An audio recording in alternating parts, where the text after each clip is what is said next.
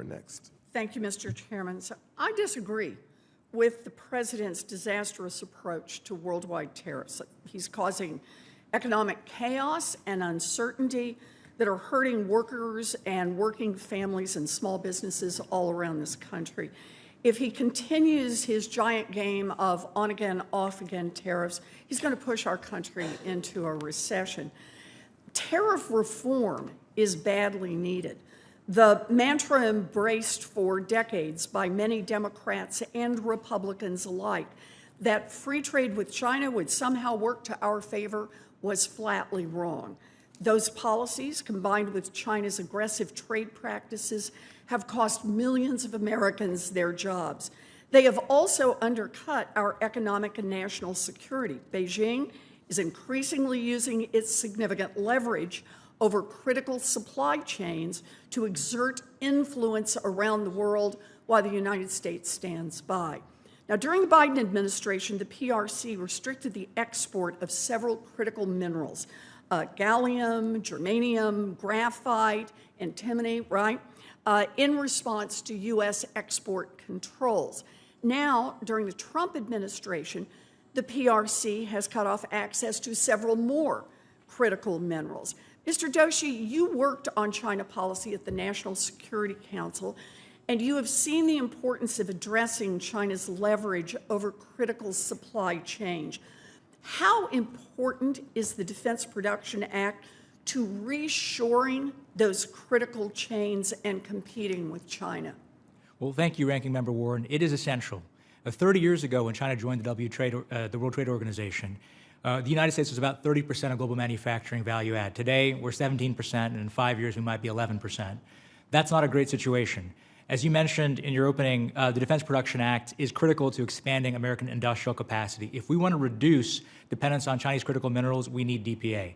If we want to produce cruise missiles or ships, we need DPA. If we want to surge production after a supply chain attack, we need DPA as well.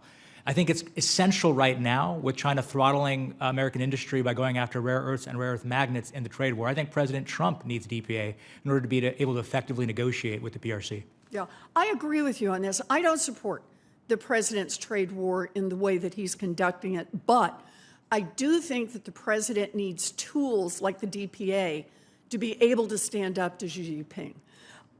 We also need a strong DPA to protect our medical supply chains and protect us from persistent shortages of many generic drugs. We can't defend our country if we can't provide life-saving drugs to our service members and to our citizens. According to the Defense Logistics Agency, 27% of the DoD's pharmaceutical supply chains are considered very high risk. That's 1 in every 4, because they are dependent on China or just an unknown source that nobody can figure out.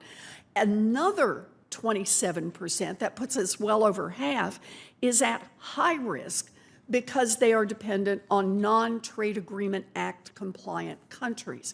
Mr. Brown, we have become dangerously dependent on foreign countries for pharmaceuticals, including active pharmaceutical ingredients. How should we be using the DPA to onshore drug manufacturing, to address shortages, and to build resilience? It's a great question, Senator, and this has been an area of bipartisan consensus for many years. Recently, we've been using Title III funding from the DPA to help onshore some of this critical capacity. The current administration, through HHS, is having a hearing and a roundtable this June with industry to further address this issue. And you can imagine how much worse it could get if we were facing a mass casualty scenario here in the homeland. And to be clear, this is not just a foreign sourcing issue. We've had shortages of IV fluid following 2 different hurricanes. First with Hurricane Maria, and then again with Hurricane Helene, affecting manufacturing supply chains here in the United States. And so the DPA is important not just for onshoring, but enhancing the resilience of the supply chain here and abroad. Yeah, I appreciate that, and I appreciate your expanding out our vision of what we're talking about here. You know, this risk is not theoretical. It can cost American lives. I've introduced multiple bills to try to reinvigorate drug manufacturing here at home, it is clear that we need to use every tool at our disposal to create resilience in these supply chains. I want to thank all of our witnesses for being here and helping us understand the importance of using the DPA to protect national defense. Thank you.